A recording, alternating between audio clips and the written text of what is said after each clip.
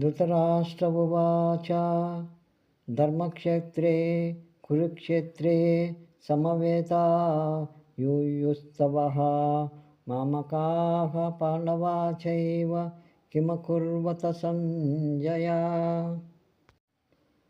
ధృతరాష్ట్రుడు పలికెను, సంజయ, పుణ్యభూమి అయిన కురుక్షేత్రంలో యుద్ధకాంక్షతో నా పుత్రులైన దుర్యోధనాదులు, పాండుపుత్రులైన యుధిష్ఠిరాదులు కలిసి ఏం చేశారు?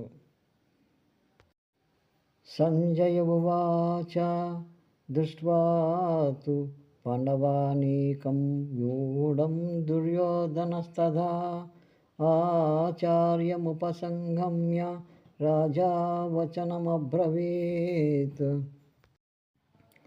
సంజయుడు పలికెను, అప్పుడు రాజైన దుర్యోధనుడు వ్యూహకారంలో ఉన్న పాండవ సైన్యాన్ని చూసి ద్రోణాచార్యుని వద్దకు వెళ్ళి ఇలా పలికాడు. పశ్యేతాం పాండుపుత్రాణం ఆచార్య మహతీం చముం వ్యూఢాం ద్రుపదపుత్రేణ తవ శిష్యేన ధీమతా.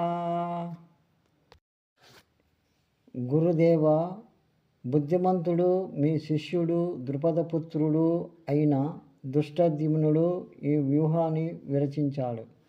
పాండవుల ఈ విపుల సైన్య సమావేశాన్ని చూడండి.